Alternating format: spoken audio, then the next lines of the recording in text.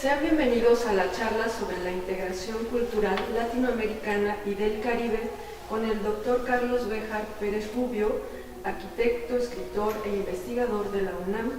Es fundador y director general de la revista Archipiélago, revista cultural de nuestra América. Bienvenido, querido Dr. Carlos Béjar, gracias por aceptar la invitación. No, hombre, al contrario, muchas gracias a ustedes. Muy contento de estar aquí con ustedes. Muchas gracias.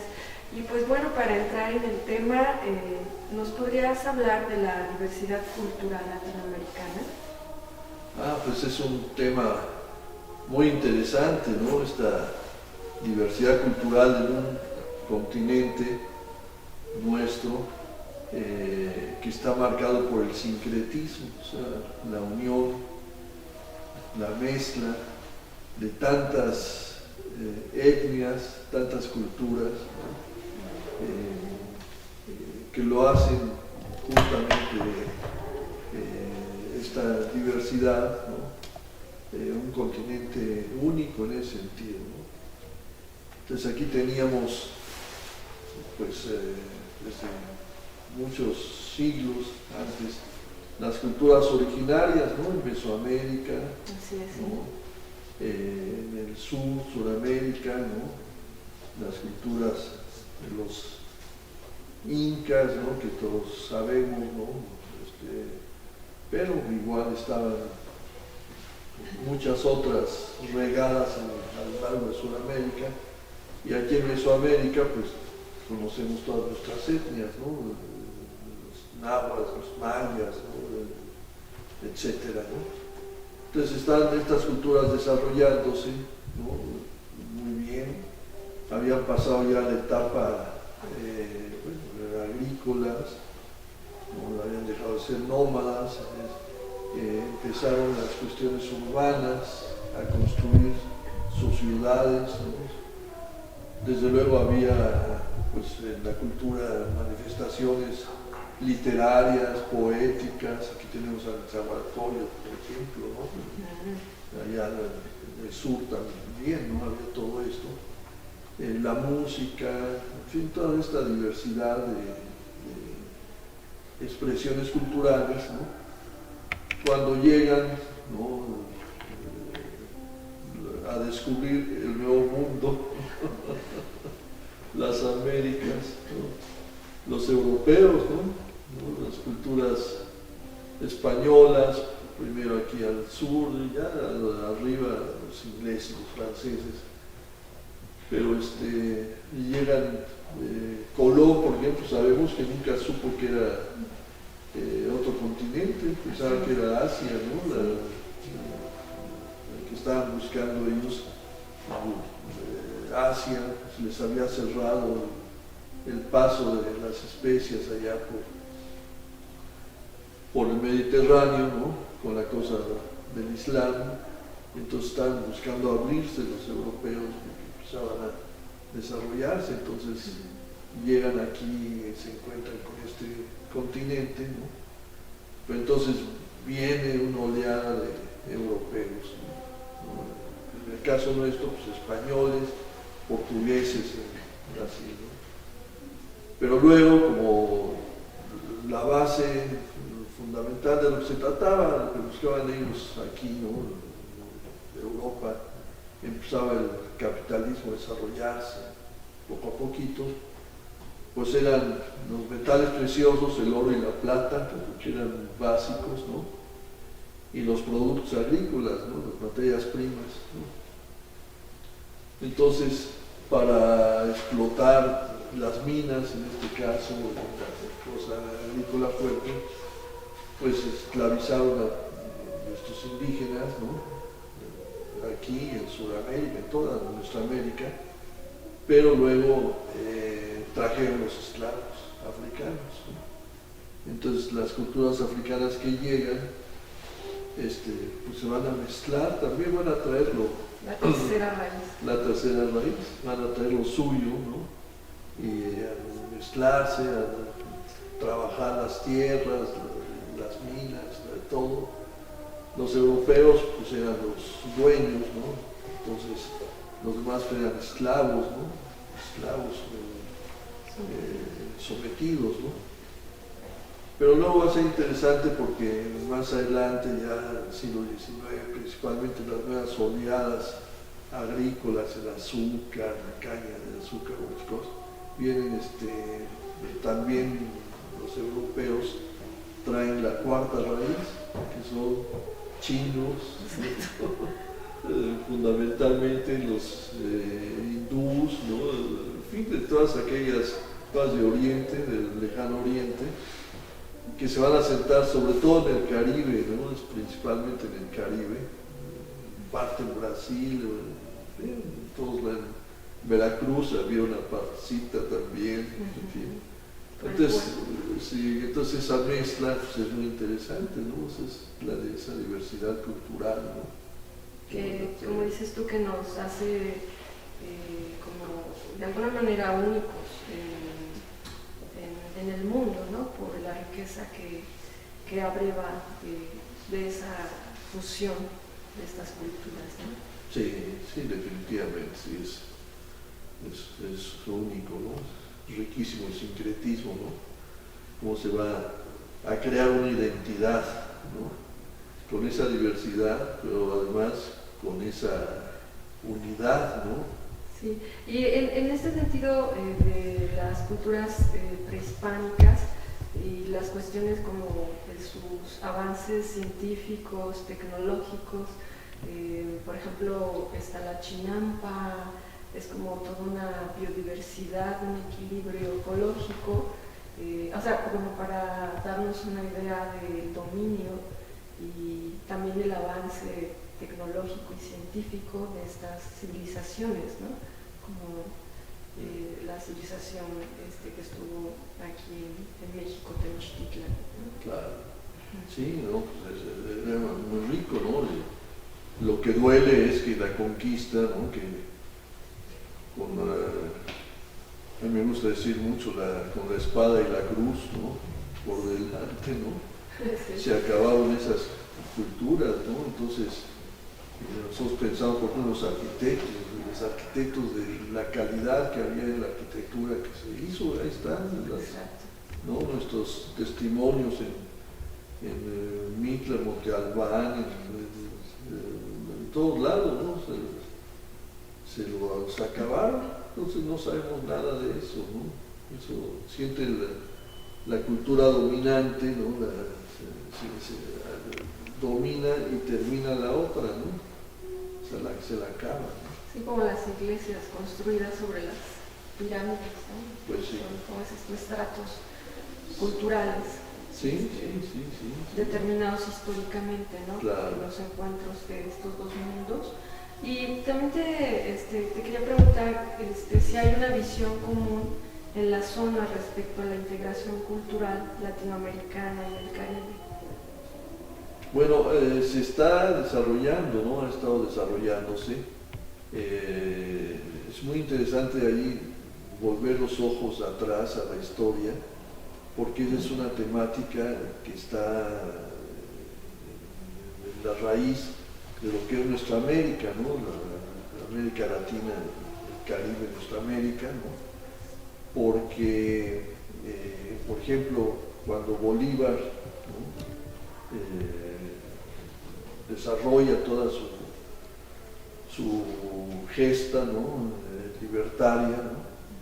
Pues muy importante es la América, ¿no? La América.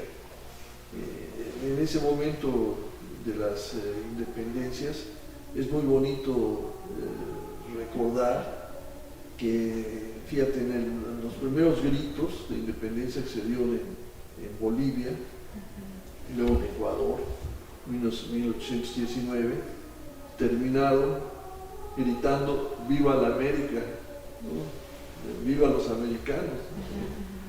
Pero aquí Colón, Morelos, lo mismo, terminaba "Aquí todos somos americanos", ¿no?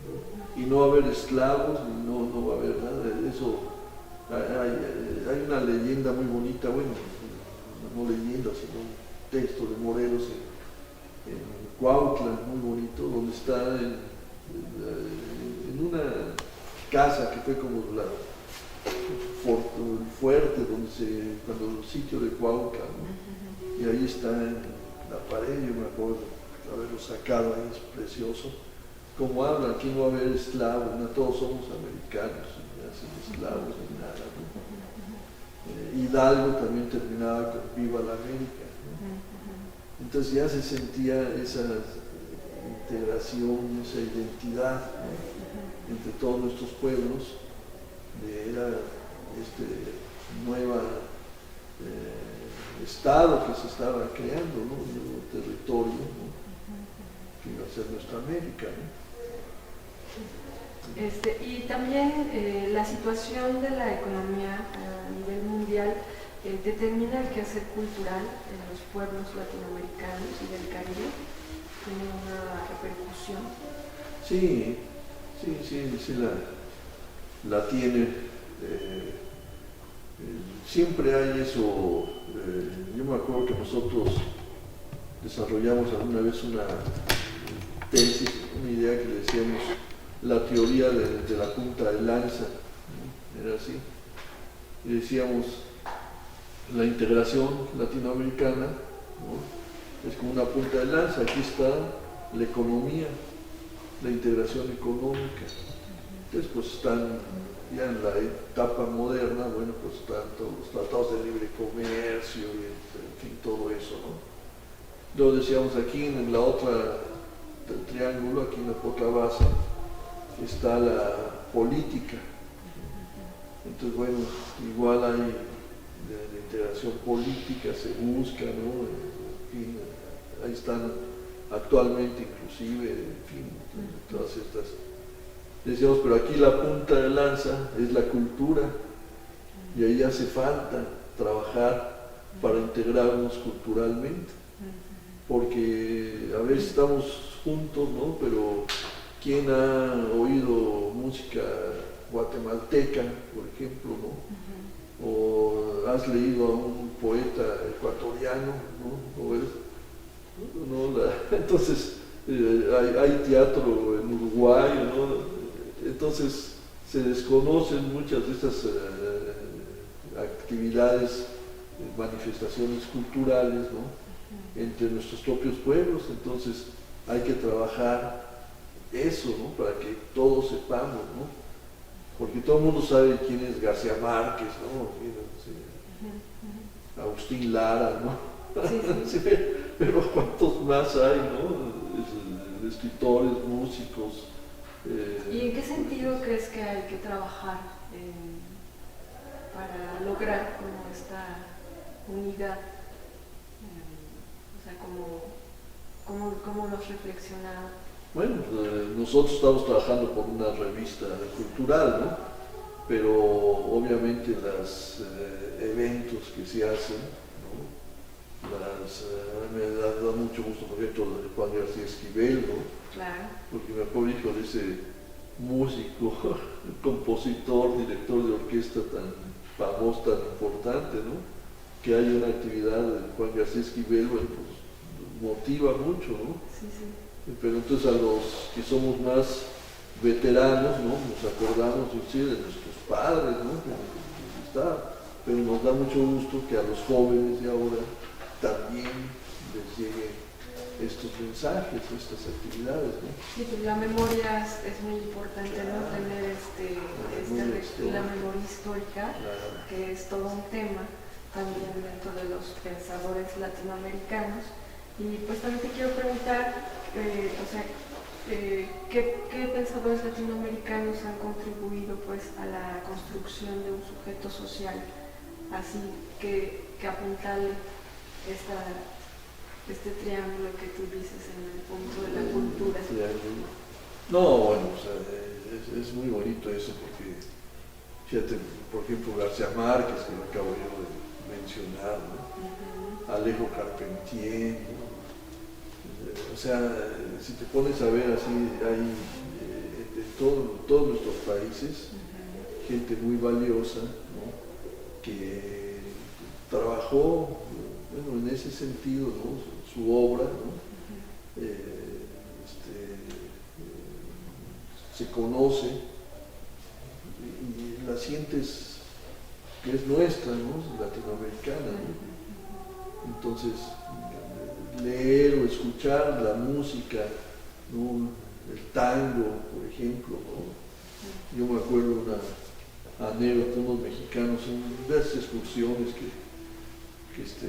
que había, ¿no? Que hay, que fueron a la Unión Soviética en aquel tiempo y estaban ahí en el lago, quién sabe qué, lejísimos, en la Unión Soviética. Y era el grupo de una excursión de mexicanos, estaban ahí, ¿no? Y todos los rusos ahí. Y estaba la musiquita en un restaurante así que era a la orilla del lago, ¿no? Platicaron. Y están ahí y de repente empiezan a tocar un tango. Entonces se pararon varios de los mexicanos a bailar tango, ¿no? Pues sí, es argentino, pues sí, pero lo sentimos nuestro, ¿no? Sí, sí. Y lo mismo pasa con una rumba, una samba, una canción ranchera, ¿no? Entonces, la música es muy importante, pero igual la literatura, el teatro, todas las manifestaciones culturales, ¿no? Entonces hay grandes pensadores que han, por ejemplo, Agustín Lara es muy hermoso. A mí me tocó ver eso, en la generación del puente lo menciono, creo, que en La Habana hay un monumento, hay una estatua a Agustín Lara, ¿no? Y en Madrid hay otro también, porque las canciones de Agustín Lara, unas eran de Cuba, La Habana, otras pues en Madrid, ¿no? La gente, ¿no? Entonces, le han hecho estatuas, ¿no? Y era nuestro Agustín Lara, ¿no? Sí, sí. Entonces es muy bonito, ¿no? Esos personajes, ¿no? Oye, y el aporte de la revista Archipiélago, o sea, cómo quedó conformada o sea, no sé si nos puedas platicar cómo se consolidó un poco el camino para llegar a lo que hoy es Archipiélago. No, pues fue interesante porque lo que empezamos una poeta y periodista cubana, ¿no? Un poeta, escritor uruguayo, exiliado en México, la cubana también estaba aquí en México, y yo, ¿no? Como mexicano, un arquitecto, escritor, y de ahí surgió la idea de hacer una revista, bueno, hacer un movimiento, más que una revista, crear un movimiento cultural que impulsara la integración de nuestra América. Se venía, fue muy interesante eso porque se venía el quinto centenario en 1992, en 1492. Entonces ese quinto centenario despertó en toda nuestra América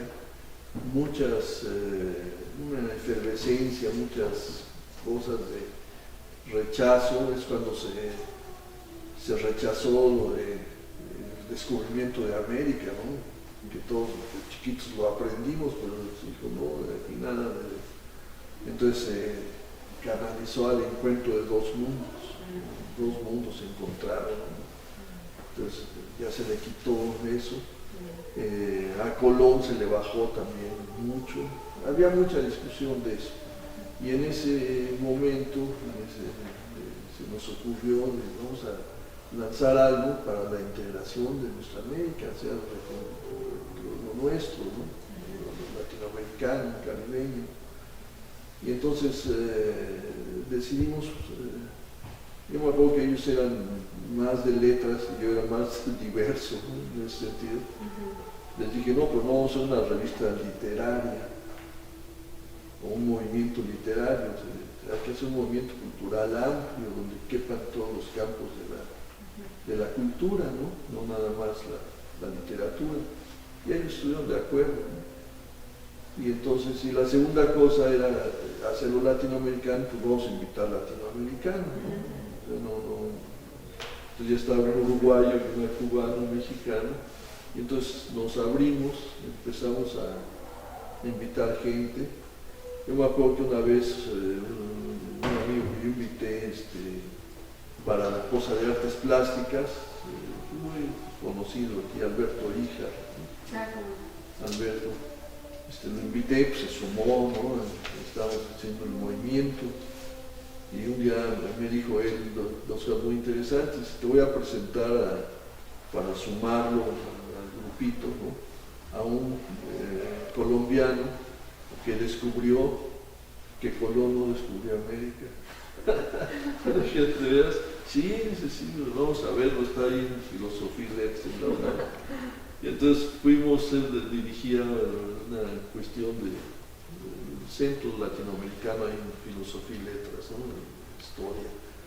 Y lo fuimos a ver, se llamaba Gustavo Vargas, y resulta que él había publicado ya Los chinos en América 70 años antes de Colón, que habían llegado los chinos aquí, porque él había vivido en China, ¿no? Estuvo unos años exiliado, ¿no? Y se publicó un libro sobre ese tema, ¿no? Toda la información. Y me acuerdo que esa visita que hicimos ahí, pues se sumó Gustavo Vargas, fue de los fundadores también.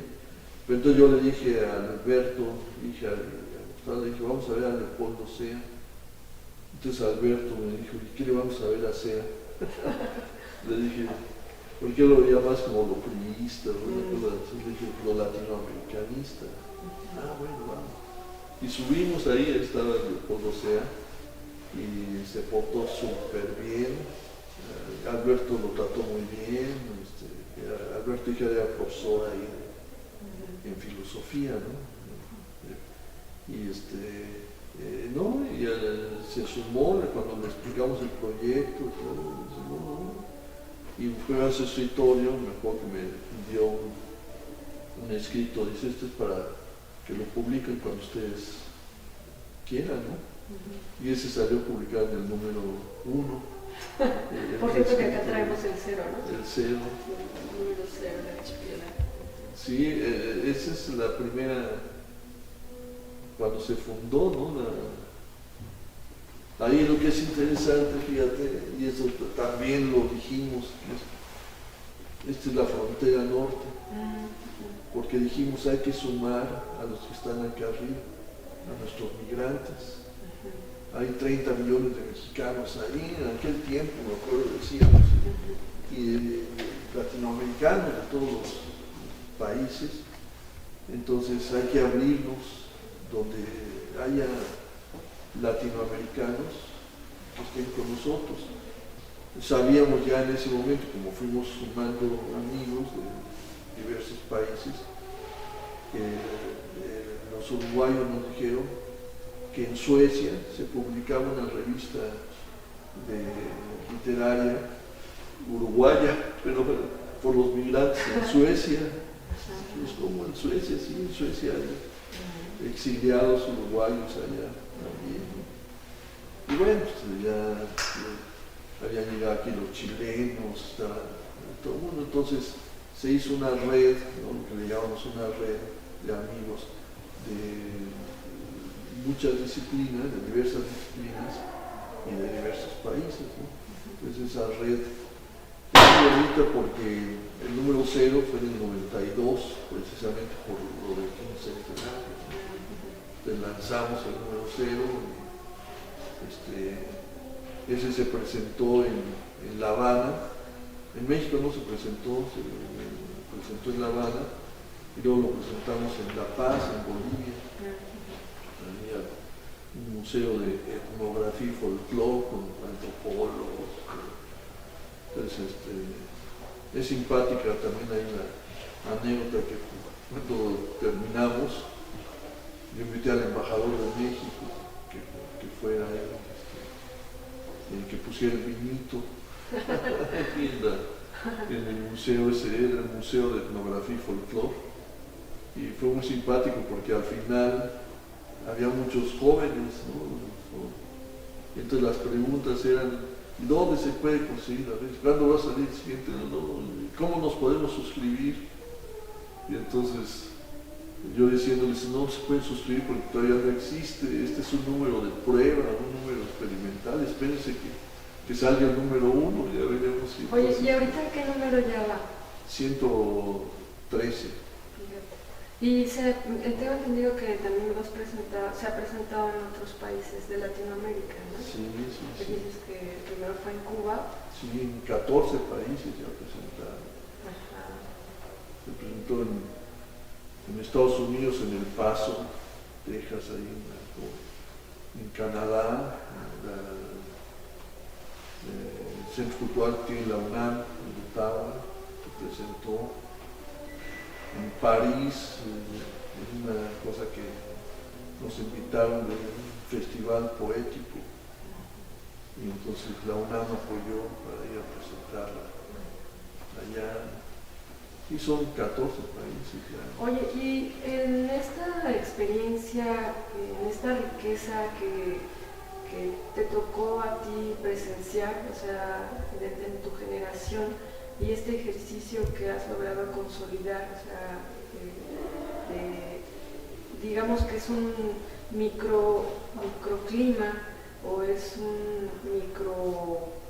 experimento que sí se consolidó, de cómo podemos entonces construir, apuntalar este triángulo, ¿no? de la cultura. O sea, no sé cómo para ti estos logros que ha significado y qué aporte ha tenido Archipiélago justamente en la vida cultural de Latinoamérica. Fíjate que eso es muy interesante porque nosotros en cierto momento dijimos lo que importa, importa la cantidad de lectores, de participantes, pero también la calidad de los lectores. Entonces, ¿qué es más importante? ¿Tener a 5 premios Nobel de lectores, ¿no? O a 500,000, ¿no? Que no. Entonces, bueno, hay que mezclar las dos cosas. Decíamos, es importante tener mucha gente, pero también la calidad de la gente. Entonces se ha ido desarrollando un archipiélago en todos los países. Hay gente amiga, gente que participa. Pero a mí me da mucho gusto porque ya ahorita con la tecnología moderna, ¿no? La cuestión esta, cuando, por ejemplo, los últimos números con la pandemia, han salido publicados, pero primero salen virtuales, ¿no? La cosa digital, virtual. Entonces se les manda a todos esos amigos, digamos, son alrededor de 300, los más cercanos, ¿no? De esta, la red, le decimos nosotros, la red Archipiélago, ¿no? Red cultural. Entonces muchos de ellos contestan diciendo: se lo voy a mandar a mis contactos, ¿no? Se lo voy a mandar, es decir, lo difunden, el archipiélago virtual, ¿no? Y entonces, de hecho está o sea, cualquiera puede acceder a él, ¿no? Sí, en la página de la UNAM, también de revistas UNAM, se puede acceder. Y entonces es muy bonito eso porque van llegando colaboraciones de gente nueva, ¿no? Que te manda de diferentes cosas, ¿no? Ayer llegó, me dio mucho gusto, una cosa de teatro, ¿no? Me sorprendió, ¿no? Entonces van llegando de los diferentes campos de la cultura. Entonces se va desarrollando la integración cultural y la integración latinoamericana, son las dos cosas. Oye, y por último te quisiera preguntar, ¿qué papel juegan las instituciones educativas públicas también en la construcción de una identidad cultural latinoamericana? No, pues eso es muy importante también, eso sí, las instituciones son clave, ¿no? Entonces las universidades, ¿no? Las organizaciones que hay, nosotros teníamos el contacto del Instituto Panamericano de Geografía e Historia, por ejemplo, entonces geografía e historia, ¿no? Están ahí, y de otros países lo mismo, ¿no? Hay organizaciones, instituciones. En Ecuador estaba el Consejo Nacional de Educación Superior, entonces un par de veces fuimos a Ecuador, invitados por el CONESUP, le decían, les interesaba mucho, ¿no? Me acuerdo de una presentación en la ciudad de Cuenca, en Ecuador, que el alcalde de la ciudad fue el que presentó a Archipiélago. Entonces estaba sorprendido, ¿no? Porque le habían pasado ya toda la información y el alcalde, ¿no? Es muy bonito. Ese es muy simpático también porque esa presentación ahí fue un congreso, ¿no?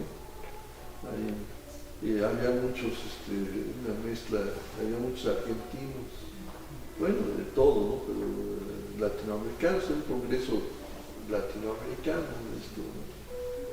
Y entonces, Gustavo Vargas acaba de publicar un libro muy bonito, ¿no? Pero entonces,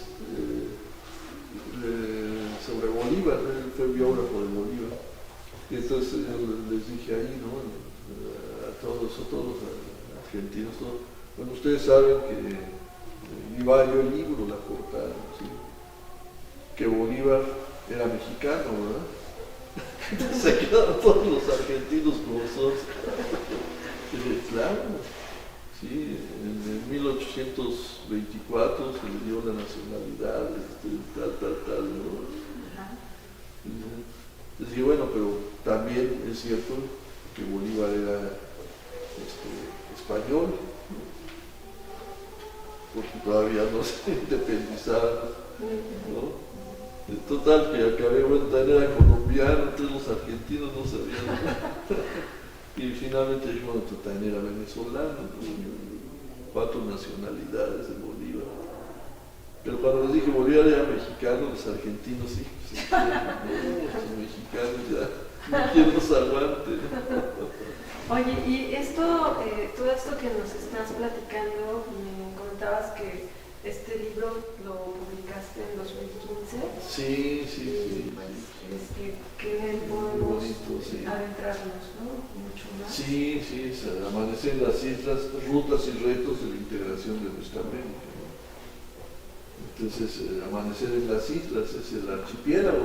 El nombre archipiélago viene por eso, porque decíamos, somos un conjunto de islas, pero hay que convertirlas en continente, porque las islas están así, aisladas, ¿no? Entonces hay que unirlas, ¿no? Es el concepto del archipiélago. Entonces este es el amanecer en las islas, ¿no? Sí, son los temas básicos, ¿no? Que están aquí en el libro, ¿no? Pues muy bien, pues muchas gracias por haber participado, por traernos toda esta riqueza al Instituto Politécnico Nacional, y pues bueno, esperamos tenerte pronto. No sé si quieras dar un saludo a la comunidad politécnica, al público en general que nos ve. Sí, fascinado estar aquí en el Zacatenco, el Instituto Politécnico Nacional, ¿no? Las grandes instituciones, ¿no? Siempre nos acordamos de la época de Cárdenas. Yo me acuerdo mucho de la ESIA, la Escuela Superior de Ingeniería y Arquitectura, ¿no? Que fue fundada, entre otros, por unos profesores de la Facultad de Arquitectura de la UNAM, que eran gente muy progresista, muy de izquierda, de Cárdenas, pero había ahí el grupo dominante era muy de derecha, los arquitectos no les dejaban hacer. Entonces, cuando hubo la oportunidad con otros arquitectos, se vinieron estos arquitectos de la UNAM, Enrique Yáñez, entre otros, ¿no?, a fundar la ESIA, ¿no? Entonces es muy bonito la integración de la UNAM y el Politécnico, ¿no? Nuestras dos grandes instituciones, ¿no? Nos encanta, ¿no? Muchas gracias a ustedes. No, pues, al contrario, siempre bienvenidos. Gracias. Les invitamos a consultar las actividades del segundo Festival Cultural Juan García Esquivel y también a seguir las redes para que pues estén ustedes aprovechando toda esta riqueza que genera la Dirección de Difusión Cultural. Y pues fue un placer estar aquí con ustedes. Mi nombre es Ana Luisa Salas y pues bueno, nos vemos en otra ocasión.